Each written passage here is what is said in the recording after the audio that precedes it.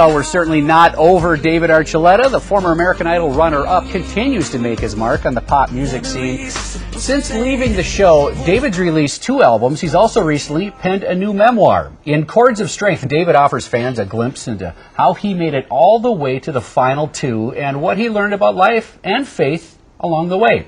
We're delighted to welcome David to the show this morning. Hello, David. Hey. Nice to see you in person. Big thanks. fan of yours, watching you season 7. Thank you. But you got the new book now, and let's talk about that first. What are your fans going to find in Chords of Strength? Well, I know. Well, I talk a lot about how music, kind of started in my life and how it was triggered. How did it start? It actually started. Whoops. Sorry. That's all right. It started with. I watched the 10th anniversary tape of Les Miserables. And that's how it started. Yeah, I just couldn't. And you were stop all of what, watching it. 5? I was 6. 6. Yeah, I wasn't even sure what the show was about or anything, what they were really talking about. But the music, it was so amazing to me, and it just really hit me deep. It seems like you're one of the very fortunate few that found out at an early age what you were born to do.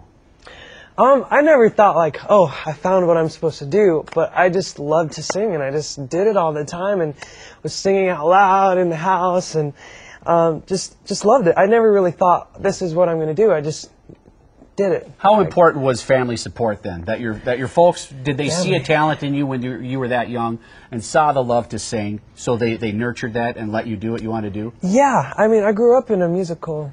With musical parents. My dad played the trumpet, and my mom, she's always into salsa, singing Latin music and salsa dancing. So it was a fun household to grow up in. How has celebrity, the reality of celebrity, how is it different from the perception of what you thought it might be? It did happen fast, but in some regards there were steps throughout American Idol that eased you into it. I mean, you didn't have a recording contract before American Idol, did you? You were a true amateur that came from high school, and all of a sudden, boom, you're in the final 2. I actually did, when I was 12, when I was 12 and 13, I did a Star Search, actually. Oh, wow. And that was, during that, my voice, I was having a hard time, and that was actually a time I was like, maybe I can do something with music.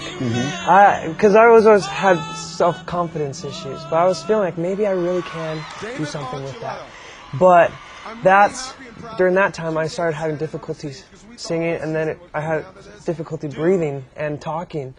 And I'm like, what's going on here? So we went to an ear, nose, throat doctor, and I found out I had a paralyzed vocal cord. How does that happen? Just from overuse? Were you singing too much? I think they said that they thought it might have been from a virus. A virus. I had been really sick for the last few months, and I just never got better. And it was just really scary. I was here I thought I was going to be able to do music, and then it's like they're like, well, you can either do surgery, but that's really risky, and it could permanently damage your voice for the rest of your life. And it's like, I don't want that to happen. Have you ever thought if it went away, what if it came back and you couldn't sing? What would you like to do? Is there anything that you have an interest in besides music that you'd like to do, or maybe stay in the music business in some regard? That was always hard, because I thought, even though, well, this is a sign maybe that I'm not supposed to do music, the feeling of I need to do music some way never left. I mean, even the summer before Idol, I remember talking to my mom when I was, just trying to figure out my life like a teenager. I was saying, Mom, I don't know what to do with myself. I'm not sure. But I said, I know for some reason I need to do music, but I don't know how, because it's like, I don't understand how I'm supposed to do it with, you have to be able to sing for longer than just 10 minutes. Right.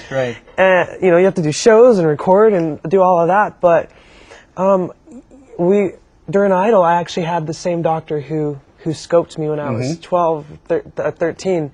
And it was fun to see him. And my vocal cord, it was still funky, but my voice... Well, you certainly can't tell. It's amazing how your voice sounds after going through all that trauma. I want to move along and ask you a question about that season 7 in Idol.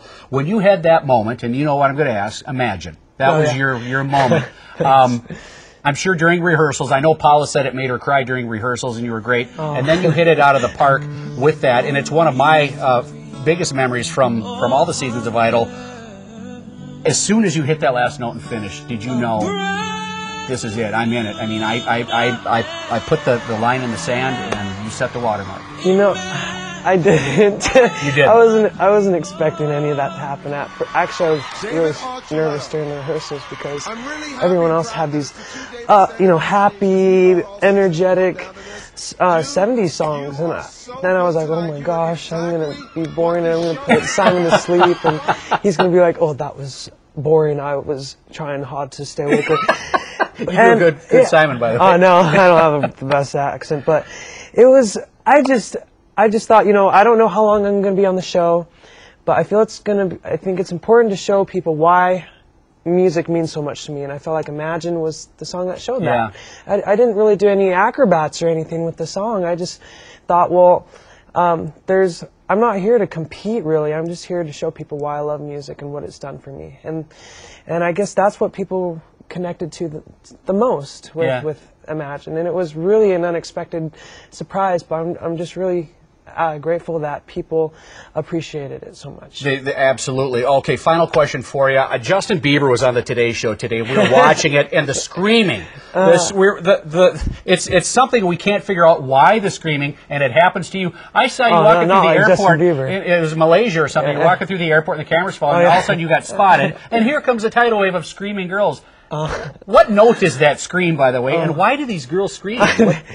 I don't know, because I never had that reaction towards any musicians or artists, so it's like, why do people react that way? It's not like I'm this cool heartthrob or anything like that. Oh, come on now. You have to know. I mean, no, I'm a dork, so it's just like, and I'm okay with that. Dork, cool. No. Dork, cool. No, let's see, you're rocking out the cool jackets here. No. David, we got to run, man. I could talk to you all show. You're normal. You're just thanks. Like the most normal celebrity I've ever met in my life. Well, thank you. Good luck to you, and I'm going to let people know when they can meet you in person. Get the book signed. Yeah, the book signing Even tomorrow. An old guy like me enjoys the book. Oh, thank you. You bet. David is hosting a book signing tomorrow at the Mall of America's Sears Court. That event starts at 2 p.m. You can find David Archuleta's book, Chords of Strength, in bookstores everywhere. We'll be right back.